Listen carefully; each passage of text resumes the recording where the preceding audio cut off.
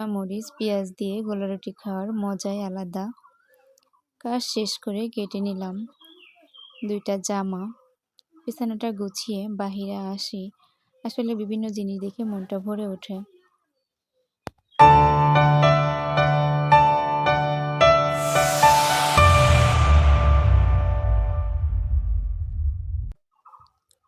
আসলে বাড়িতে যদি বিভিন্ন ধরনের শাকসবজি, ফলমূল থাকে না, সেটা না ভীষণ ভালো লাগে।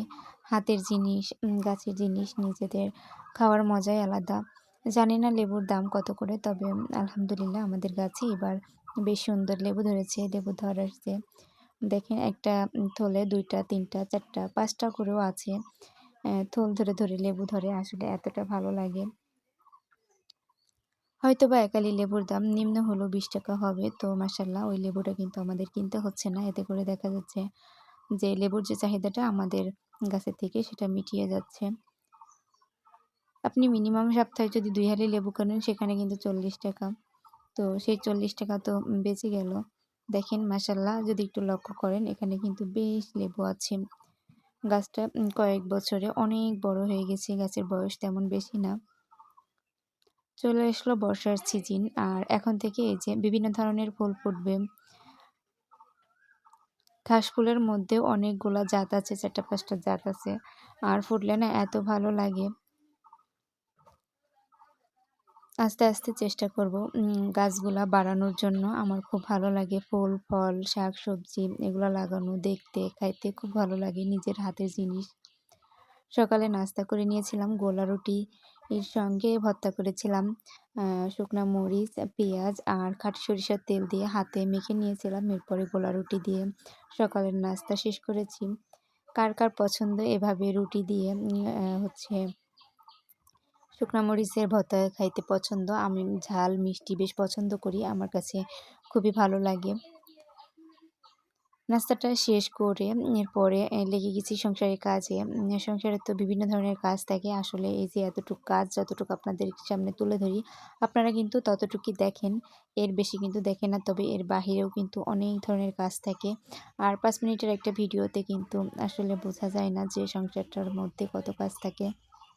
আমরা যে আপুরা ভিডিও করি তারা অবশ্যই জানি যে একটা ভিডিও ৫ মিনিটের একটা ভিডিও করতে কতটা সময় লাগে। বেশ কয়েকদিন ধরে লক্ষ্য করতেছি আমার যে এই বালিশের উলের যে বালিশের কাভারটা এটা যখন আমি মাথার নিচে দিয়ে ঘুমাই, তো আমি তো ডান কাতে মাথা দিয়ে ঘুমাই। তো আমার মুখে বেশ কিছু গোটা উঠেছে। এটা থেকে আমার ভীষণ বিরক্ত লাগতেছিল। মনে হচ্ছে যে ওই বিছানার বালিশের কাভারটা থেকে আমার হচ্ছে এই গোটা উঠেছে। আমি এমনি খুঁতখুঁতে মানুষ। কোনো কিছু হইলে হয়তো ভাবি বিছানা থেকে হইছে। আসলে আমার মনে হয় ঘুমের সমস্যা যার কারণে এই জিনিসটা হইছে। তো তারপরেও আমি বিছানাটা সপ্তাহে ২ বার চেঞ্জ করে দিই। কারণ আমার ভালো লাগে না। বিশেষ করে চেঞ্জ করতেই আমার বেশি ভালো লাগে। কয়েকদিন পর, পর চেঞ্জ করা, ধুয়ে দেওয়া। আসলে নরমাল পানিতে ধুয়ে দিলেও আমি ধুয়ে দিই। তবে এটা ১ সপ্তাহ ১৫ দিন আমি কখনোই ব্যবহার করি না বিছানার চাদর। সর্বোচ্চ ৫ দিন কিংবা ৬ দিন এতটুকু যায়। তার মাঝেও আমি একবার ধুয়ে দেওয়ার চেষ্টা করি। বিছানাটা গুছিয়ে যে ফাঁকা জায়গাটা আছে এখানে এক সেট কাপড় আছে ওটা আমি গুছিয়ে নেব। আচ্ছা, আপনারা কি এখনো আমার ভিডিওটা দেখতেছেন? যদি আমার ভিডিওটা দেখে থাকেন, আমার ভিডিওর কোনো অংশ যদি আপনাদের কাছে ভালো লেগে থাকে, তাহলে একটা লাইক দিতে ভুলবেন না। আমার গ্রামীণ কাজকর্ম আপনাদের কেমন লাগে? কমেন্টের মাধ্যমে জানিয়ে যাবেন। আমার আপুরা অনেক সুন্দর, সুন্দর কমেন্ট করে। এটা দেখে আমার ভীষণ ভালো লাগে। আমার প্রিয় আপুরা অনেক ভালো। 11টার দিকে তরমুজ কাটতেছিল মা। তো মা বলছিল, "খেয়ে নাও।" তো সেই সময় আমি রান্না করতেছিলাম। তরমুজটা খেয়ে দুপুরে রান্না শেষ করে নিয়েছি।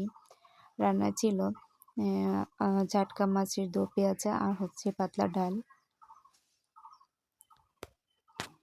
রান্নাটা শেষ করে বিকালের দিকে আমি যখন একটু ফ্রি ছিলাম তখন ২ টো জামা ছিল। ওই জামা ২ টো বানিয়ে নেওয়ার চেষ্টা করতেছিলাম।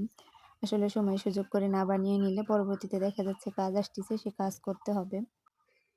বিভিন্ন সময় বিভিন্ন ধরনের কাজ করতে হয়। যখন ফ্রি থাকি, যখন যে কাজটা আসে সামনে মাথায় তখন কিন্তু সেই কাজটা করে নিই।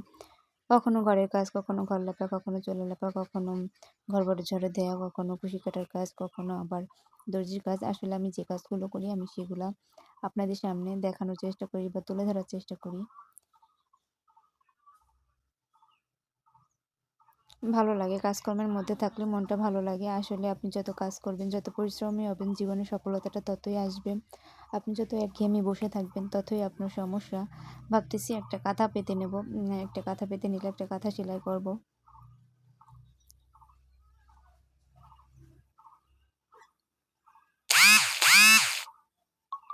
সংসারের কাজ, নিজেকে ভালো রাখা, নিজেকে সুস্থ রাখা, বিভিন্ন ধরনের বিভিন্ন কাজ বিভিন্ন সময় করতে হয়। আসলে যখন যেটা আসে তখন সেটাই করতে হয়। তবে আল্লাহর অশেষ রহমত, আল্লাহ আমাকে টুকিটাকি একটু গুণ দিয়েছে। আমি যেটা ধরি, দেখি, পারি। সবাই ভালো থাকবেন, সুস্থ থাকবেন। আল্লাহ হাফিজ।